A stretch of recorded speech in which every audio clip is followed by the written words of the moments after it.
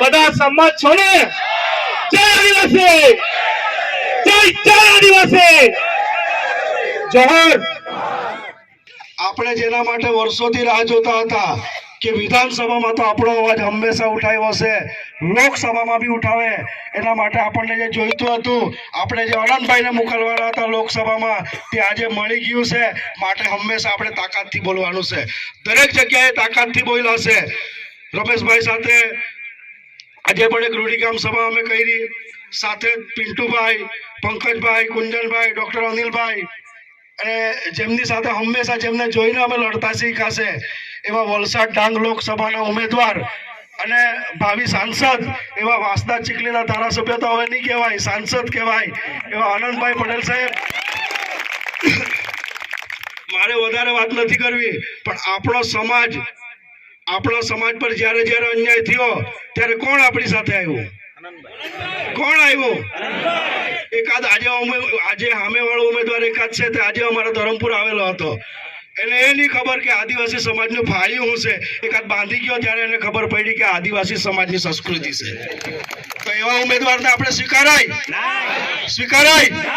એવા ઉમેદવારની આપણને જરૂર નથી જેને કોઈ દિવસ આદિવાસી સમાજની સંસ્કૃતિ શું છે, આદિવાસી સમાજ શું છે, એનો પહેરવેશ શું છે, એના દેવી દેવતા શું છે, એનું વાજિંત્ર શું છે, એ ભાઈને ખબર નહીં હોય. ફક્ત 2 પુસ્તક લખી દેવાથી કોઈ આદિવાસી સમાજની સંસ્કૃતિ નથી જાણી જતું. અને જે પુસ્તક આપેલું છે એના પર તમે વાંચ્યું હોય તો જનજાતીય ક્રાંતિવીર આપણે જનજાતીય છે, આપણે આદિવાસી છે, એને ખબર નહીં હોય. આ ફાળીઓ લાગે ને એટલે આપણને અહેસાસ થવા લાગે કે આપણે આ દેશના માલિક છે. અમારા ધરમપુરમાં આજે આવ્યા ને તો 2 આગેવાન લઈને એમને ઓળખાણ કરાવતા હતા કે ભાઈ આ સરપંચ કે આગેવાન આનંદભાઈ આવે તો આનંદભાઈને ઓળખાણ કરાવવાની જરૂર પડે. 1000 માણસ હોય ને એમાંથી બી આનંદભાઈ નામ બોલીને કહી દે કે ભાઈ આ જ સરપંચ છે. એ આપણા ઉમેદવારની તાકાત છે. ઘણા લોકો આપણા સમાજના આગેવાનોને હેરાન કરે, ઘણા અધિકારીઓ હેરાન કરે, પણ એવા અધિકારીઓને પણ જાહેર મંચ પરથી કહે તેમ શું, તમે જે સત્તામાં બેસેલા એમના ઈશારે અમને હેરાન કરો છો ને? કોઈની સત્તા કાયમ ટકેલી રહેલી નથી. જે દિવસે અમે પણ સત્તામાં આવીશું, આનંદભાઈને સત્તામાં લાવીશું, તે દિવસે તમારો મોર બોલાવી દેશું. એ વાત યાદ રાખજો. લીડર કોને કહેવાય ખબર? લીડર હંમેશા એ જ હોય જે કોઈ પણ પરિસ્થિતિમાં જીતવાની તાકાત રાખે. અને આનંદભાઈને અમે જીતતા જોયા છે. પાર તાપી રિવોલ્વિંગ હોય, ભારતમાલા હોય, નેશનલ 56 હોય, વિદ્યાર્થીઓનો ટેબ્લેટનો પ્રશ્ન હોય, આંગણવાડી બહેનોનો પ્રશ્ન હોય, આશા વર્કર બહેનોનો પ્રશ્ન હોય, દરેક જગ્યાએ લડ્યા છે અને જીતાશે. ત્યારે પેલો કાં ગયેલો એકાદ ઉમેદવાર આવ્યો હતો તે કોઈ જગ્યાએ દેખાયો? આજે તેને આદિવાસી સમાજની ચિંતા થવા લાગી. માટે તમામને વિનંતી કરું, દરેક જગ્યાએ અન્યાય સામે આનંદભાઈ લડ્યા છે આપણા માટે. હવે ઋણ ચૂકવવાનો સમય છે. તમે તૈયાર છો ઋણ ચૂકવવા? તૈયાર છો?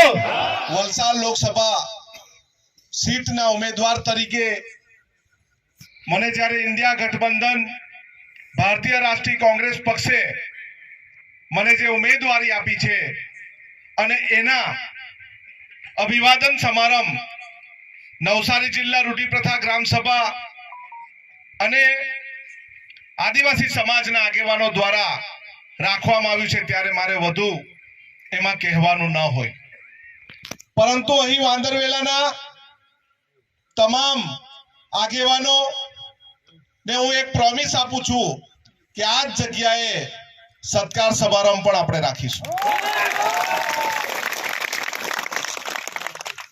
ભાજપના સાંસદ એવું કહેતા હોય કે અમે 400+ કરશું અને બંધારણ બદલી નાખીશું, એની માટેની સેના તૈયાર કરવા માટે અમે દિલ્હી જવાના છે. આ તમારા બાપનું બંધારણ નથી કે તમે બદલી કાઢવાના. હજુ અમે બધા જીવતા છે ભાઈ. તમે 400 પાર કરો ને એ પહેલા અહીં વલસાડ લોકસભા 26 છે, અહીં તમારે અટકી જવું પડશે. ઘણીવાર મીડિયાના મિત્રો મને કહે છે કે તમે આદિવાસી સમાજના વિસ્તારના કામો કરો છો, પરંતુ વલસાડ પાર્ટીમાં શું કરશો, ઉમરગામમાં શું કરશો? ત્યારે અમે કહીએ છીએ અમે નાદરખા જેવા વિસ્તારમાં ઓબીસી સમાજના, કોળી સમાજના આગેવાનો માટે અને ખેડૂતો માટે પણ કામ કર્યું છે. કાંઠા વિસ્તારમાંથી પસાર થતી જેટકો ના થાંભલા નાખ્યા છે, તે ખેડૂતોને વળતર નથી મળ્યું એના માટે પણ આંદોલન કર્યું છે, પરંતુ અમે કદી કોઈને નાત જાત પૂછતા નથી. અમે માત્ર ને માત્ર એમની સમસ્યા પૂછીએ છીએ અને સમસ્યા કઈ રીતે હલ થાય એના માટે અમે સંગઠન કરીએ છીએ. ચૂંટણી આવે એટલે અવનવા ગતકડા આવી જશે કે ભાઈ અનંતભાઈ આદિવાસી છે કે અનંતભાઈ ના પ્રમાણપત્રો ચેક કરવા પડે, પરંતુ હવે સામેવાળાના ઉમેદવાર જે છે એ ઉમેદવારનું ઘર શોધવા જવું પડે. મેં તો જરીમાં હોદીને થાકી ગયો નથી. તમારી પાસે કોઈ એક ઉમેદવાર નથી જે આનંદ પટેલની સામે, આદિવાસી સમાજની સામે લડી શકે. તમારે બહારથી ઉમેદવાર કેમ લાવવો પડે? કારણ કે તમે હાર પારખી ગયા છે. તમે હાર પારખી ગયા છે. એવો ઉમેદવાર તમે મૂક્યો એને પૈસા એકનું ફૂલ ફોર્મ ખબર નહીં હોય, એવો ઉમેદવાર મૂક્યો પાર તાપી નર્મદા રિવર લિંક પ્રોજેક્ટમાં કેટલી નદીઓનું જોડાણ છે તે ખબર નહીં હોય. એને કદાચ ખબર નહીં હોય કે ગ્રામ સભા કેવી રીતે થાય. એને કદાચ એવી ખબર નહીં હોય કે ગ્રામ સભાની રચના કઈ રીતે થાય. એને કદાચ એવી ખબર નહીં હોય કે આદિવાસી સમાજનું જીવન કઈ રીતે જીવે છે ગામમાં રહીને, એ કદાચ એને ખબર નહીં હોય. પરંતુ આદિવાસી સમાજના માના ખોળે જન્મેલો છું. આદિવાસી સમાજનું ભલું કરીશ અને સાથે સાથે કોઈ પણ સરકાર ઓબીસી સમાજને મુશ્કેલીમાં મૂકે, કોળી સમાજને મુશ્કેલીમાં મૂકશે, આહિર સમાજને મુશ્કેલીમાં મૂકશે, માછી સમાજને મુશ્કેલીમાં મૂકશે, ત્યારે આનંદ પટેલ આવીને તમારા ભાઈની જેમ સાથે ઉભો રહેશે.